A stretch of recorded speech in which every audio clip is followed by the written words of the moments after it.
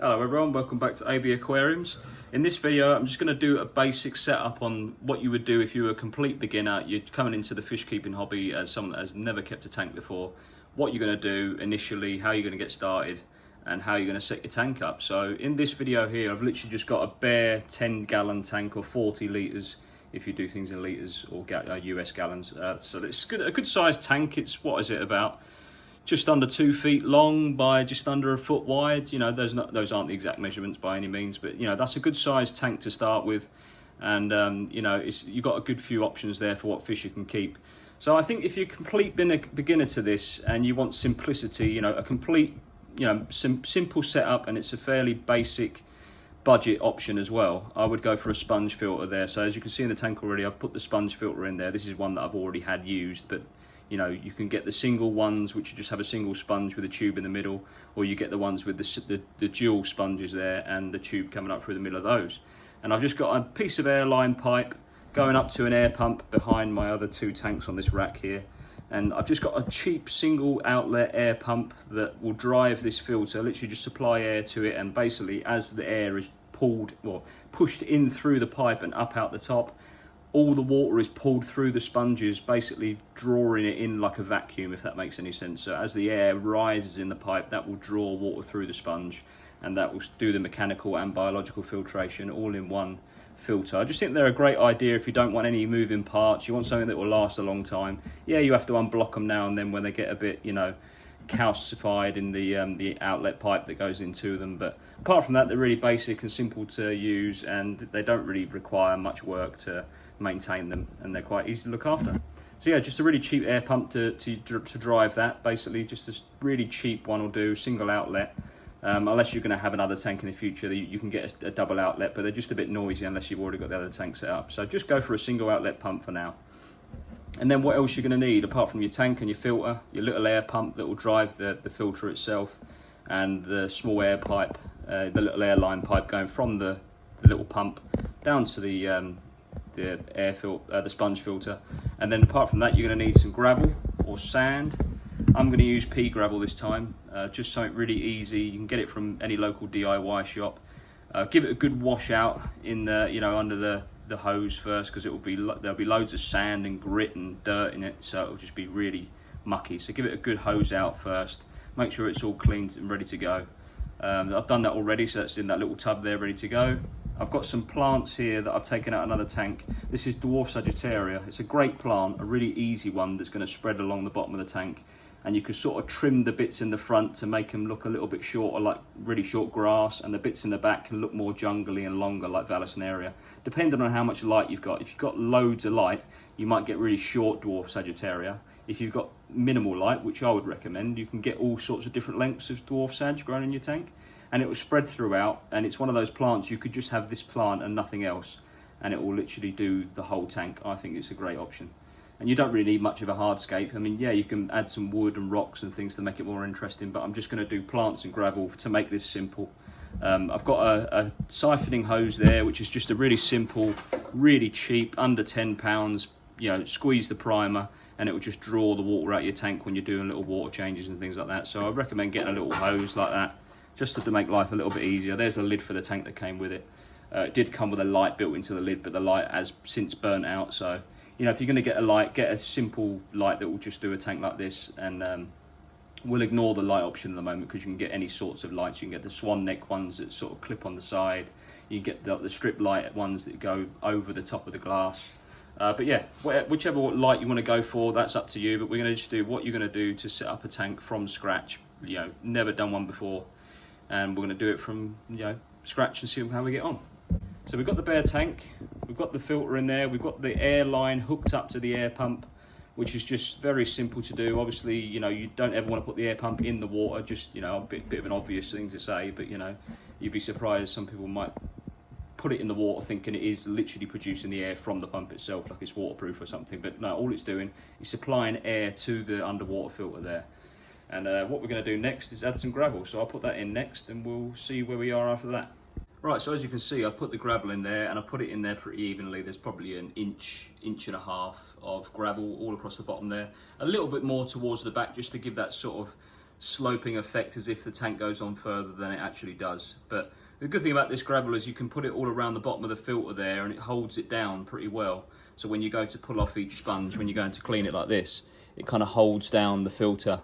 So when you're pulling the sponge off to go and, you know, wring it out in water and get all the debris out of it, it leaves the rest of the filter behind. So they're really easy to maintain, these sponge filters, because you haven't got to go pulling the whole filter apart to basically just get the sponge out. So yeah, that's why I quite like these. So yeah, I've got the gravel in there. I've already got the sponge filter in there. This is, you know, this isn't rocket science. Obviously, we're just doing this as a really basic tank. You know, this gravel isn't anything special. It's quite coarse, if anything. It's bigger than what I would like. If anything, I'd like it to be like a really fine gravel, maybe 2 to 5 mil pea gravel. You can get something really small as that.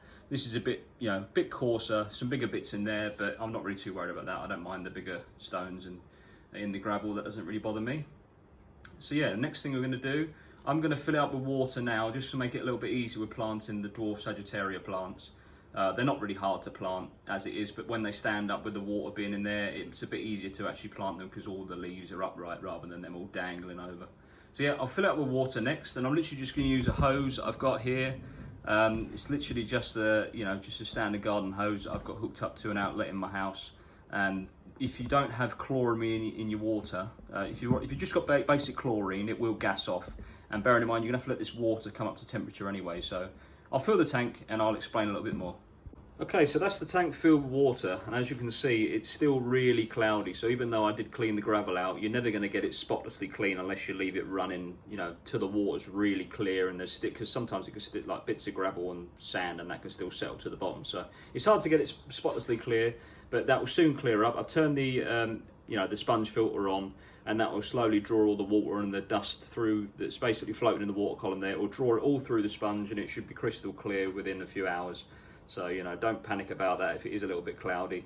You know, it's just completely normal. You're going to get a little bit of debris, even in sand you get from an aquarium shop. You know, you're going to get a little bit of dust and bits like that. Even in sand that you wouldn't expect to wash out, it can still be a little bit mucky. So don't panic about that. But yeah, the next thing to do is I'm going to put the live plants in. So, you know, initially I'll put the first couple of plants in, and then I'll just show you with them all in. Hopefully it'll be a little bit clearer by then, but we'll start planting some dwarf Sagittaria. So you might not see 100% what's exactly going on, but I'm going to put a bit of a mixture in. I'm going to put some in the back, some in the front, and just put it all over the place, to be honest with you, because it's going to spread anyway. So like, I'm just going to literally put pieces in the front. You can use tweezers for this, but you know, just use your hands and then put it in the gravel. You see the part of the plant there where you've got like the crown of the plant. I mean, these roots have been sat in some aqua soil, so don't worry if they're a little bit dark. But you see the plant there, you've got like the crown there where it meets the roots. You want that sort of right near the edge of the gravel. You don't really want that buried. It's not so bad in coarse gravel because it's not really, you know, it's getting plenty of water flow around it. It's not being starved of oxygen and things like that. You really just don't want to be putting this submerged under the substrate, because this bit here does like to be in contact with the water. So yeah, just make sure the roots are buried, and you shouldn't go too far wrong. So I'll put a few more in. I'll do the ones near the front. Like I say, you can probably barely see anything because it's a bit cloudier than what I was expected. But you know, it is what it is. We can't always get it really clean, the gravel, unfortunately. So I'll put a few more pieces in. I'm putting some clumps of it in, to be honest with you. Like I say, the roots are quite dark on this, but I think where it's been sat in the aqua soil, it's kind of took on a little bit of that dark colour. So I'll put some more in over this side. So I'll bring it back when it's a little bit clearer, and hopefully you'll see a rough idea of what I'm trying to achieve. While we wait for the water to clear, I just wanted to go over what the cycle really is. I mean, obviously it's something you hear about quite often in the aquarium hobby, but you know, beginners don't really think about it, and they don't really look into it as much as they probably should when they first start out. You know, they go to like one of their main fish shops near them, or one of the main aquarium shops near them, and they go and just want to get a tank and set up straight away, but there's a little bit of thought that goes into the cycle behind the scenes, and what we need to think about in what's actually going on in our little ecosystem inside the tank. So, you know, humour me here with my soppy pictures here, but they're not the best in the world. I'm no artist, but if you look at the aquarium there at the top, obviously you've got some fish in there, some shrimp and some snails. you know, you got a bit of an ecosystem going on there. You know, the long black lines there, the plants. So you've got the plants going on, the gravel in the bottom there, obviously, which is all good surfaces for bacteria to grow on. And the bacteria, as you can see, they've got a big job in this cycle. As you can see, we'll follow the arrows around the nitrogen cycle there. So any waste that's produced in your tank, it's not just what the fish put out, you know, obviously the fish poo and all that sort of stuff that goes into the water column and down into the substrate and whatever. It's not just that, you know, you've got decaying plant matter, you've got the waste from the snails and the shrimp, anything else breaking down, some, you know, food that hasn't been eaten that's breaking down. Any waste produced in that tank whatsoever will gradually be turned into ammonia as it breaks down. And the reasons why you might not ever see the levels of ammonia rise if you're testing the water like you should be when you've got a new tank. The water, basically the process inside the aquarium is always getting turned over. So the ammonia, as it goes up slightly, there's beneficial bacteria on all the surfaces in the aquarium that don't just appear out of nowhere. So obviously you notice that we put the plants in. The plants that you would buy from the fish shop have already been covered in that good bacteria that you want to promote inside your tank. So there's already bacteria growing on the plants, on the surface on the plants, and maybe even on the gravel that you buy as well. So yeah, if you're buying some of the types of gravel that are already sort of waterlogged, you can more in the marine side that you can buy the gravel that's got the bacteria in it. But we'll gloss over that because it's not really very prominent in the freshwater side of the hobby. But when you've got your beneficial bacteria already on the plants and they just want to basically multiply in accordance to how much ammonia and nitrite there is. So you can see the next part of the process there is nitrite. So imagine you've got some ammonia floating around the water, which is just an element, you know, it's just an element on the periodic table. We'll imagine it is like that, is maybe the easy way of putting it.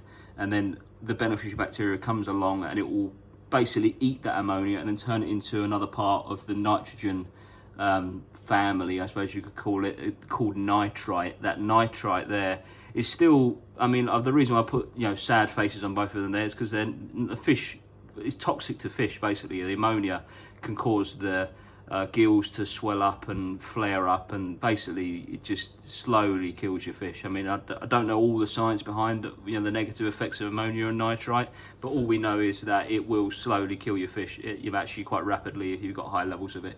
So yeah, you don't want ammonia, you don't want nitrite, you don't want any of those really to be in at a certain level. I mean, when you get these test kits, it will show you the safe levels of what they should be at, and you can get the dip strips, the strips you just dip in the water and you see what the levels are at roughly, or you can get the water test kits where you actually have to, you know, use the reagents and what have you and make sure everything's hunky-dory level wise in the tank. But obviously you want your ammonia to be under a certain amount, nitrite to be under a certain amount, and then we go round to nitrate. And you can see there I put beneficial bacteria. Well, more beneficial bacteria or a different type of beneficial bacteria are produced that break down the nitrite into nitrate. And nitrate I've put as a smiley face because people want low levels of nitrate, but it is very beneficial for your plants to have some nitrate. So if you've got a test kit that reads in parts per million, you might have 50 parts per million of nitrate. That might be beneficial for your plants. You know, you might want a decent amount. Some people say they want it under 20-30 parts per million, but you need a decent amount for your plants to actually absorb it. And we can test for nitrate, but all the other elements in the water column that plants want as well, we sort of read the nitrate as a rough sort of guide of what all of our elements are. So, you know, if you are low on a certain element, you'll notice it in the plant's deficiencies, and you can obviously look up why the plant is deficient. But we'll get on to, I mean, that's something way further on down the line. Really and truly, easy plants should grow just fine with the waste that the fish are producing, and obviously that's then turning into nitrate that we can read, and obviously all the other elements and, you know, minerals that are breaking down inside the waste that is obviously produced in the tank. So yeah, as you can see, I've just written there next to, or just above nitrate there, it will feed your plants, or you can remove excess nitrate with water changes, which once you've tested, you'll do, you know, 20-30% water change. Might even be weekly, might not need to do it until it's maybe a month past. You might be doing it monthly, bi-monthly. Some people don't even do water changes at all, they've got so many plants. But obviously you can get into the point where your rest of your elements in the tank start to be depleted because the plants start sucking everything out of the tank, if you know what I mean. So if you've not got any you know, calcium or magnesium or any sort of those minerals are constantly dissolving into the water column via, you know, you can use crushed coral or other you know, substrates and things like that actually do add elements and minerals to the water that can make you go a long time without having to do water changes. But just to be on the safe side, it is good to do a water change every month or two, just to refresh the water in the tank and basically raise those levels up. Ideally doing bigger water changes to get those elements back up in the tank, so you don't get what's known as the old tank syndrome, where you can basically make your pH drop down to very acidic levels. And you know, we won't worry about that too much because we're just focusing on a completely beginner standpoint. So if you just look at that diagram and just look at it, the fact that all you're doing there is you're trying to convert ammonia and nitrite into nitrate, which is basically plant fertilizer for your plants to grow. Basically, that's all you really want to do, and that is done by beneficial bacteria. So you never ever want to clean down the surfaces inside your tank. You know, the days of old when, you know, you may have had a tank when you were younger and your parents used to scrub the tank down and bleach it. Well, that's the worst thing you want to do.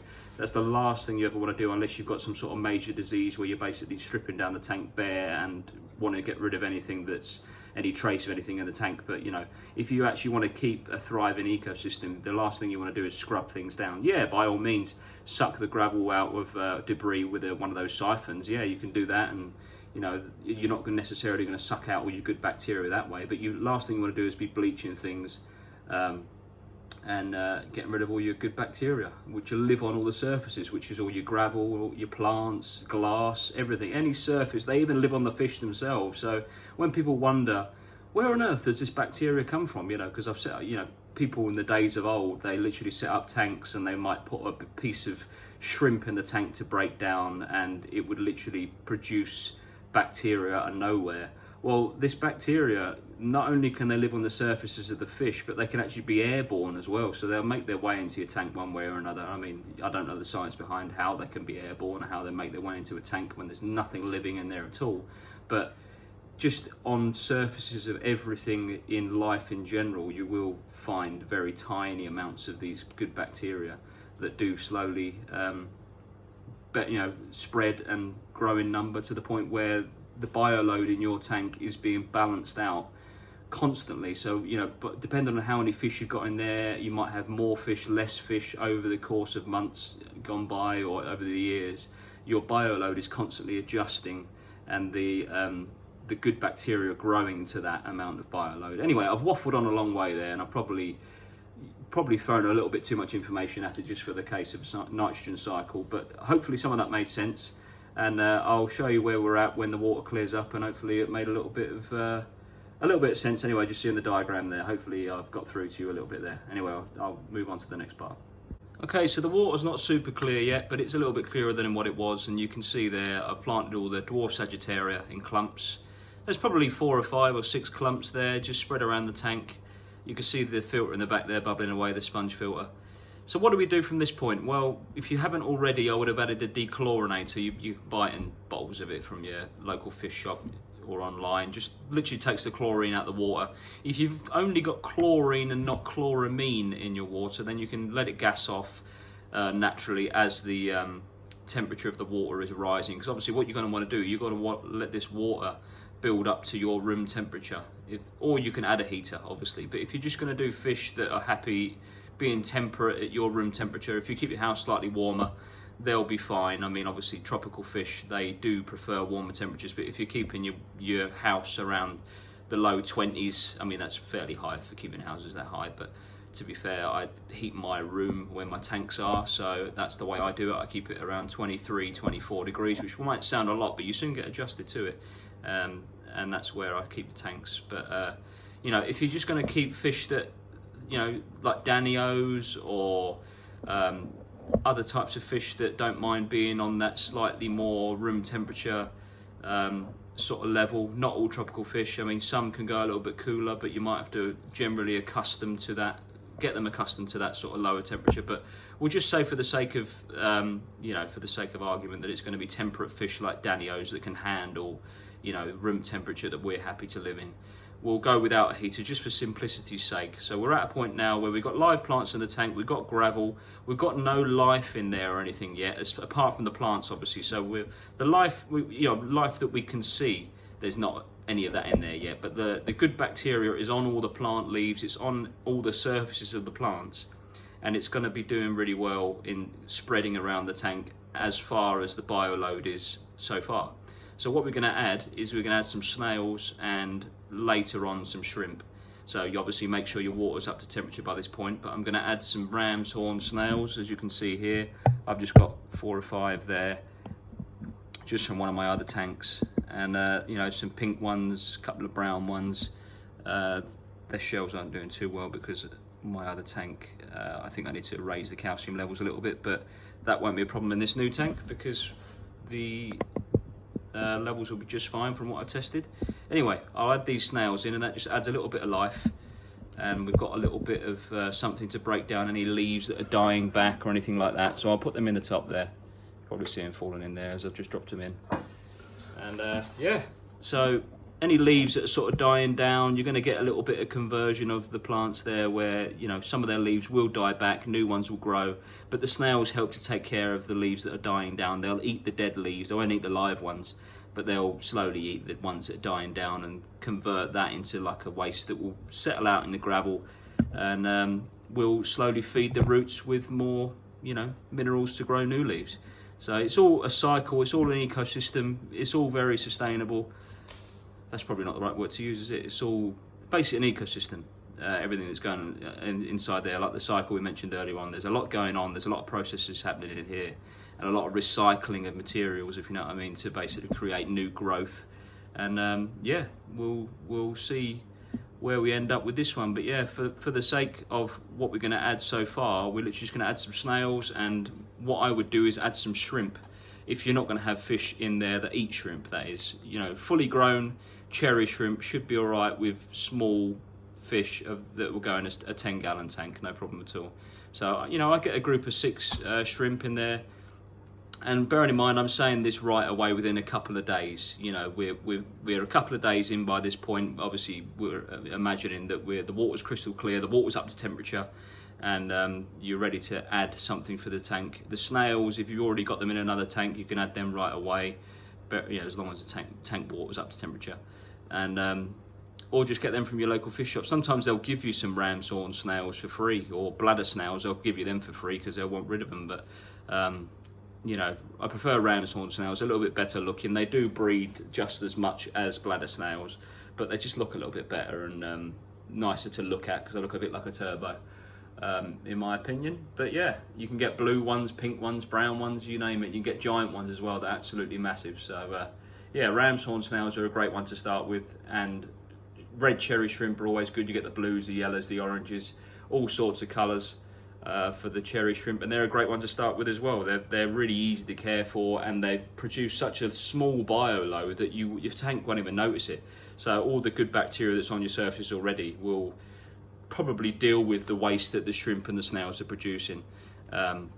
We're hardly going to feed the tank when the shrimp are in there. I mean, really, they're going to be eating all that good bacteria that's slowly growing on the surfaces anyway. And the leaves that are dying back, they're going to be nibbling away at all sorts. You can add a tiny bit of food to start with, but like I say, I wouldn't be worried about adding too much food just with shrimp and invertebrates in there, because they're not really going to eat much of it, and they'll find food on decaying matter in there, no problem at all.